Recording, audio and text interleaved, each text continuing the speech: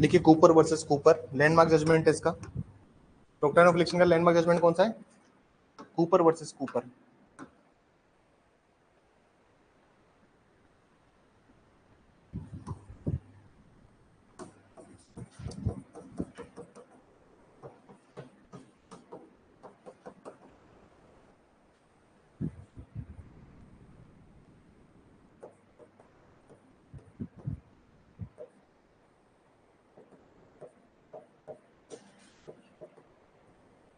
Money versus money.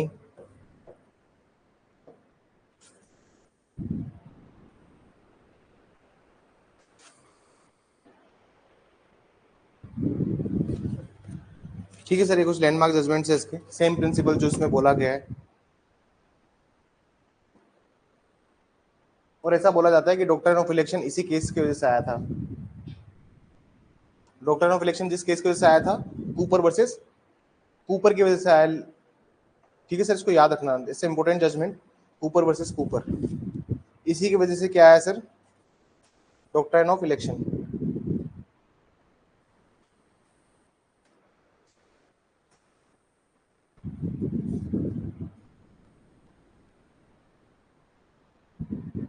चलिए अगला आ जाइए, सेक्शन 36 आ जाइए सर। सेक्शन 36, सेक्शन 36 पे आइए please. Apportion, apportion of payment क्या होता है समझिए।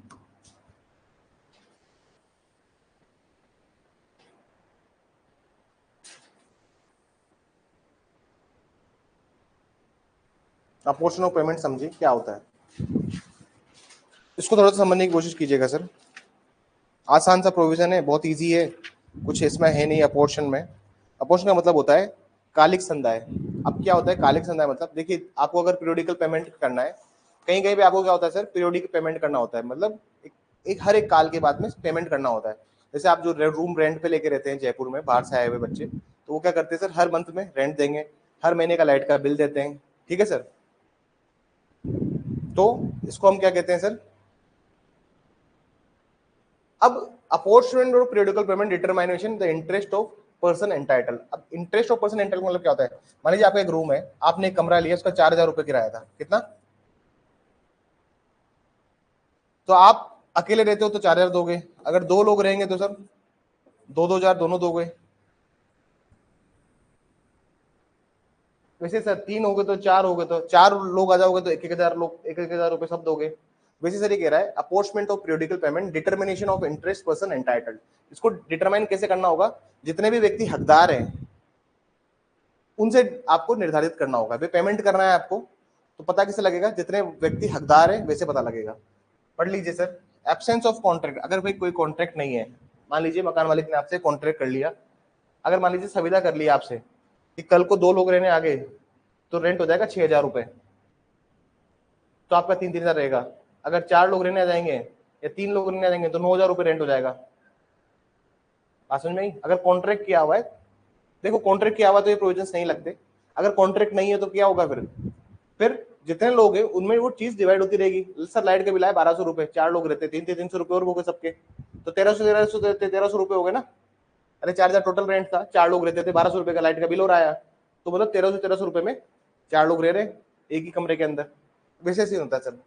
अगर कोई लोकल यूजेस ये सब नहीं है तो all rents, annuities, pension, dividends, other periodical payments. Periodical payment मतलब जो हर पीरियड के बाद में आप करते हो। Nature of income shall upon the transfer of interest of person entitled receive such payments be deemed as between the transfer and transfer to accrue due from the day and apportion accordingly but payable on the days appointed for the payment thereof. इसके बारे में बात की जा रही है, मतलब जैसे जैसे जितने पर्सन एंटाइटल्ड है उतने अकॉर्डिंग आप कालिक संदाय उस चीज का करोगे। लिख लीजिए 2 line.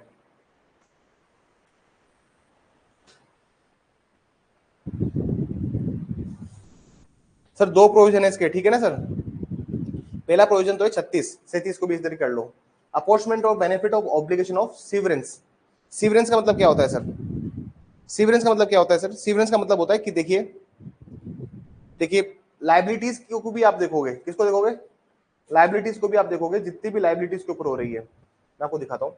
When in the consequence of transfer property is divided and held by several shares, अगर बहुत सारे लोग एक ही संपत्ति में रह रहे हैं, आगे देखिए, thereupon any the benefit or obligation relating to the property as well whole passes from one to several owners of the property। corresponding duty, the absence of contract contrary be performed in the favor of each of such owners of the proportion of the value of such property. ठीक है sir, तो obligation भी बढ़ती है उसमें, burden of obligation भी लेता है, ठीक है सर। इसी चीज को इसने यहाँ पे मेंशन किया है। ये दो चीज है सर, एक तो apportionment of payment of periodical payment, determination of the interest of person entitle. दूसरा होता है सर कि जहां पर भी apportion of benefit of obligation है, जो कि सीवरेंस के ऊपर डिवाइड करा है, जितने लोग आते जाएंगे उतने ही पेमेंट क्या हो जाएगा सर, डिवाइड होता जाएगा। लिख लीजिए।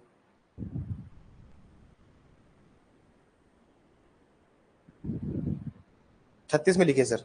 36 सिंपल सी बात बोलता है सर कि अगर कालिक संदाय करना है, पीरियोडिकल पेमेंट आपको करना है सर, तो पीरियोडिकल जो पेमेंट आप कर रहे हो वो डे टू डे बेसिस पे भी कर सकते हो और आप उसको मंथली भी कर सकते हो, ठीक है। लिखिए इसमें थोड़ा सा लिखिए प्लीज।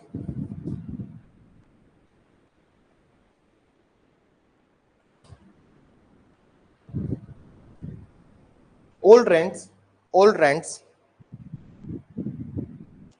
रेंट्स सभी भाटक कोमा वार्षिकियां all rents comma annuities comma pension comma dividends and other periodical payment in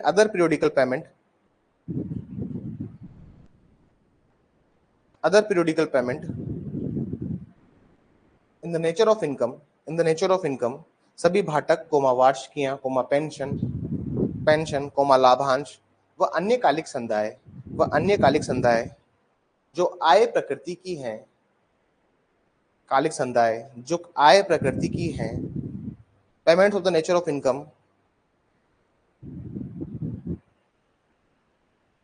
प्रकृति की हैं,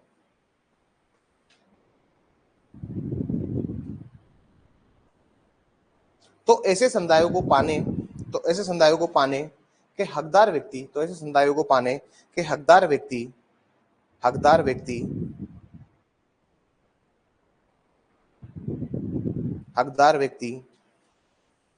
के बीच संदाय दिन प्रतिदिन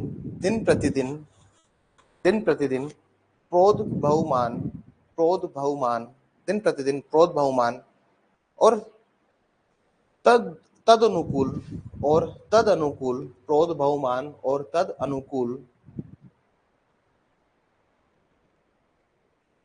तदनुकूल प्रभाजनीय होगा।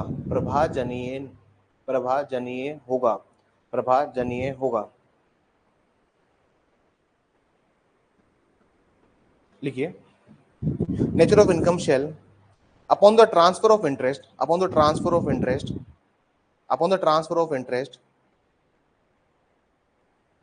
shall accrue from day to day and apportionable accordingly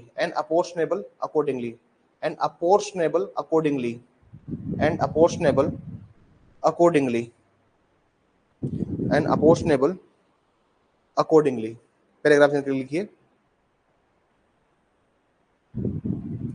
but these amount should be payable परंतु ऐसे धन का संदाय नियत दिनों का संदाय समझा जाएगा।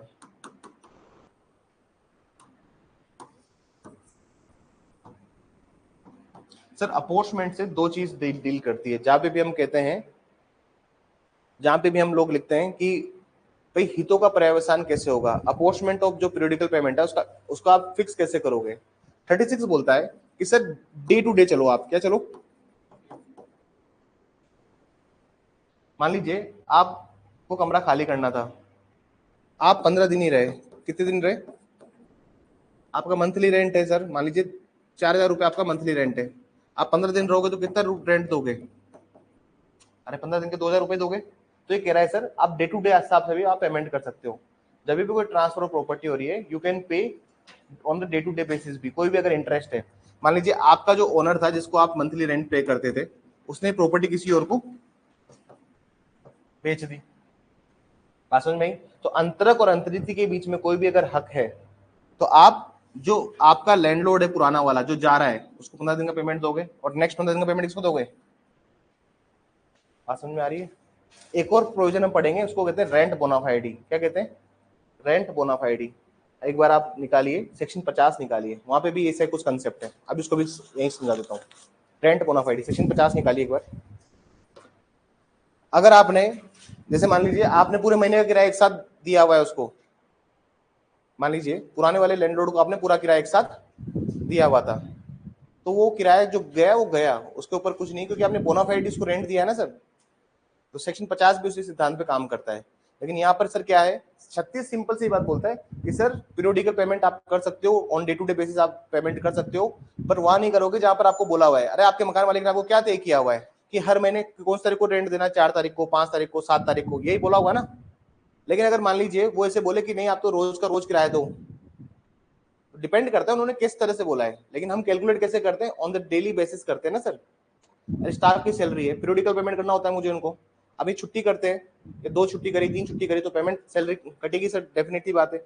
और सैलरी कटेगी, अगर सुनिएगा बात, सैलरी कटेगी तो फिर मैं उस हिसाब से काटूंगा। या तो मैं ऐसा भी कर सकता हूँ कि मैं इनको पर डे जितना पैसा बनता है तो शाम को सबको पैसा दे रहा हूँ, एवरी महीने में एक दिन पैसा दे रहा हूँ, ये मेरे ऊपर है ना सर। तो ये सिर्फ पीरियोडिकल पेमेंट की बात करता है। लेकिन 37 की हम बात करेंगे तो ये बोलेगा सर, 37 ये बोलता है कि जितना जितना आप इंटरेस्ट, जितना जितने लोग उसका यूज करते जाएंगे, उतनी उतनी चीजें बढ़ती जाएगी, उतनी उतनी ऑब्लिगेशन, उतनी उतनी लाइबिलिटीज भी बढ़ती जाएगी। 37 ये बोलता है। बात समझ में आ गई? ये अपोर्चमेंट दोनों चीजों को काम करता है।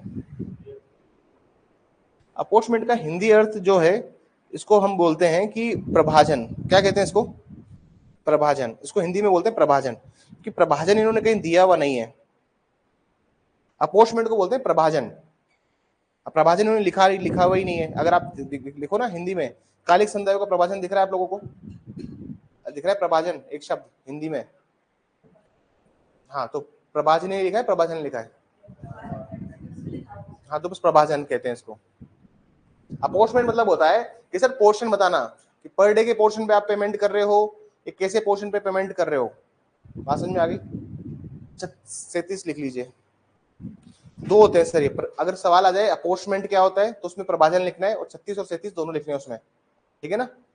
36 भी लिखोगे और 37 भी लिखोगे। 37 लिखिए।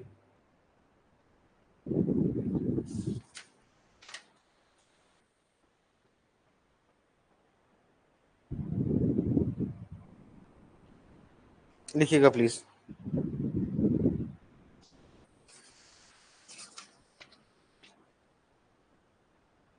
wherever in consequences of transfer of property, wherever in consequences of transfer of property, the property is divided or held by several shares, wherever in consequences of transfer of property the property is divided or held by several shares,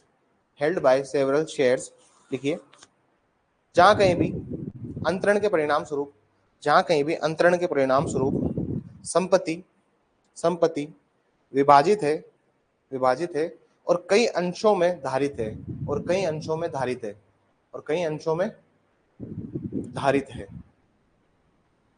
धारित है।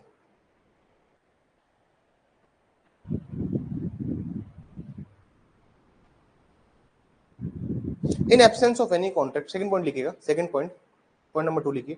In absence of any contract, किसी संविदा के अभाव में, point number 2 लिखिएगा, किसी संविदा के अभाव में, किसी संविदा के अभाव में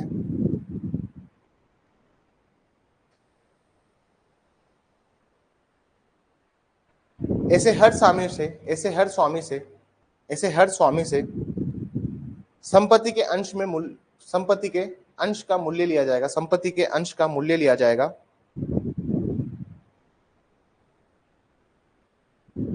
तथा तथा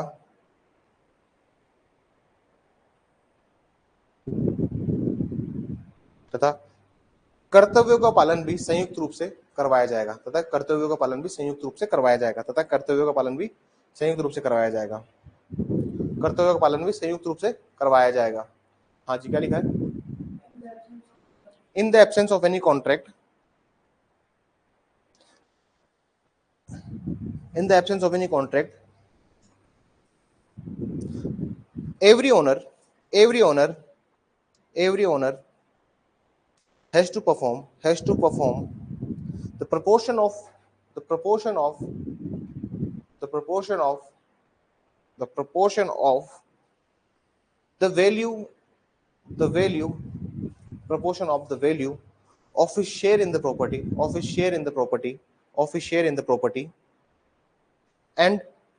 and the duty shall also be performed jointly and the duty shall also be performed jointly and the duty shall also be performed jointly and the duty shall also be performed jointly. Sir मान लीजिए rent, अरे sir ऐसा है कि पूरी building है ना sir, ये पूरी बिल्डिंग लीज पे दी हुई है, कितने पे दी हुई है? लीज पे। सर इसके 2 फ्लोर लिए हुए अभ्युत्थान लॉ अकेडमी ने, ऊपर ऊपर जो है एक लाइब्रेरी चलती है और टॉप फ्लोर पर एक रेस्टोरेंट बना हुआ है, समझना बात। तो सर अपन ने कितने फ्लोर लिए हुए हैं? 2 फ्लोर लिए हुए, मान लीजिए कोचिंग में, हाँ बिल्डिंग में अपने 2 फ्लोर लिए हुए हैं। अब बाहर मान लीजिए नाले का काम चल रहा है या कुछ भी ऐसा मेजर खर्चा आया है, तो सर जिसका जितना शेयर है वो उतना ही देगा ना, समझना बात।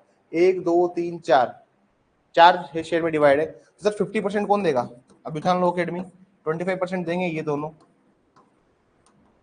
बात समझ में आई? कोई भी खर्चा होगा तो इस हिसाब से ही वे किया जाएगा। अगर कोई लायबिलिटी भी आती है, कोई कर्तव्य भी आता है, तो वो भी किस हिसाब से होगा? वो भी अपोर्शमेंट हो जाएगा, उसका भी प्रभाजन हो जाएगा। बात समझ में आई? वो चीज भी डिवाइड होती रहेगी लगातार। बात समझ में आई? जैसे मान लीजिए रेंट, अगर इसका पूरी प्रॉपर्टी का रेंट है 1 लाख रुपए, तो 50,000 इसका रेंट होगा, 25,000। वैसे ही सर अगर कोई अलग से ड्यूटी आती है, ऑब्लिगेशन आती है, तो उसमें भी सर जैसे मान लीजिए लाइट का बिल आया है, अगर मीटर वीटर नहीं होता तो फिर लाइट का बिल क्या है? 50% ये देता लाइट का बिल और 25% ये दोनों देते। बात समझ में आई? उसी तरह से काम होता है। आप रूम में 4 लोग रहते हो, एक रूम में कितने लोग रहते हो? 4 लोग रहते हो, तो चारों में डिवाइड हो जाएगा रेंट भी, क्योंकि एक से ज्यादा शेयर है ना लोगों के अंदर, और लाइट का बिल भी वैसे ही डिवाइड हो जाएगा। बात समझ में आई कि किस तरह से काम होता है? चलिए यहां तक हो गया अपना खत्म पूरा। देखो सर अब तक जो पार्ट था पढ़ा हमने, मैंने आपको शुरू बताया था 1 से 37 तक जो पार्ट है वो मूवेबल पर भी लगता है, और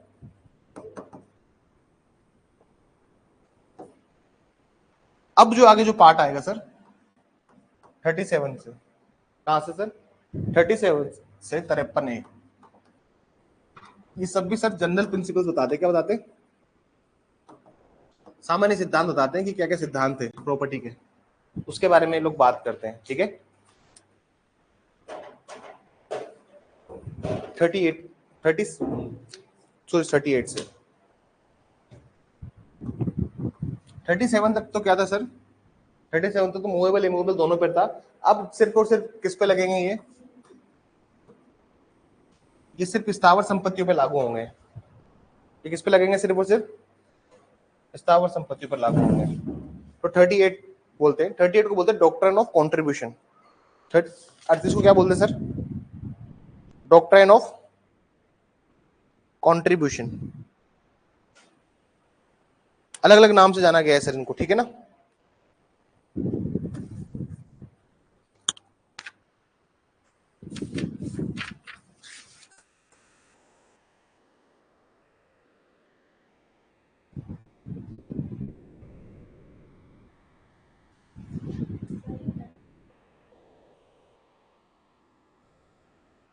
अच्छा, प्रोवाइजो भी इसमें आ जाइए, देख लीजिए 37 का प्रोवाइजो देख लीजिए 37 का एक बार।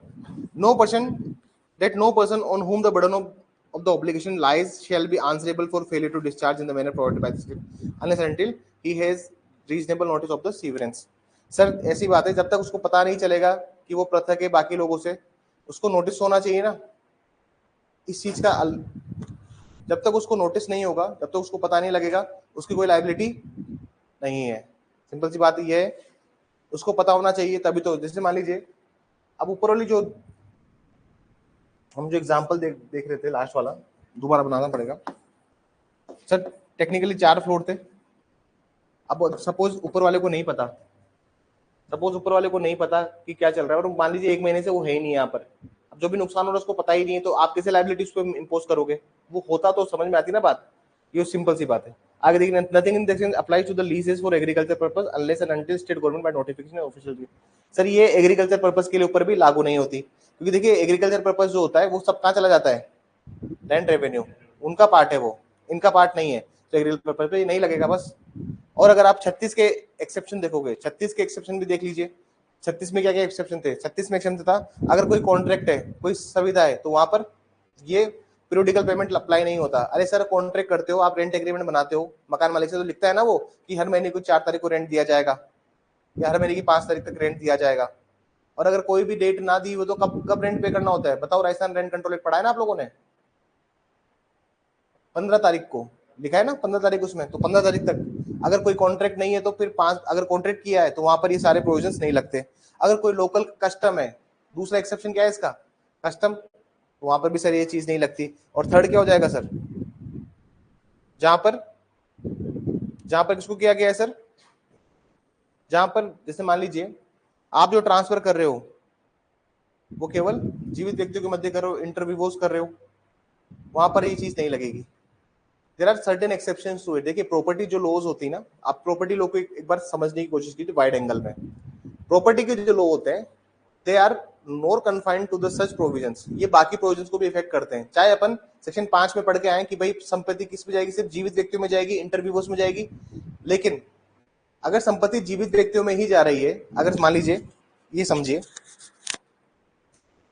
हम अगर जीवित व्यक्तियों में संपत्ति भेज रहे हैं, ट्रांसफर कर रहे हैं, और रूल्स जो हमारे वहां दिए हुए हैं वो रूल्स में अगर उन्होंने अलग से ये बात बोली है, आपको अगर अलग से संपत्ति अंतरित करते वक्त कहा गया है तो उस पर नियम लागू नहीं होंगे। देखिए जितना भी बात है, एक बात आप हमेशा समझिए कि टीपीए किसका पार्ट है, कॉन्ट्रैक्ट का पार्ट है। अगर कॉन्ट्रैक्ट में स्पेसिफिकली मेंशन कर दिया है कि अपॉर्चमेंट नहीं होगा या फिर कैसे इस तरह का किया जाएगा, प्रभाजन किस तरह से होगा, संदाय किस तरह से होगा, तो सब चीजें गवर्न होती है सेक्शन 5 से 6 से, जो जनरल प्रिंसिपल्स है सारे,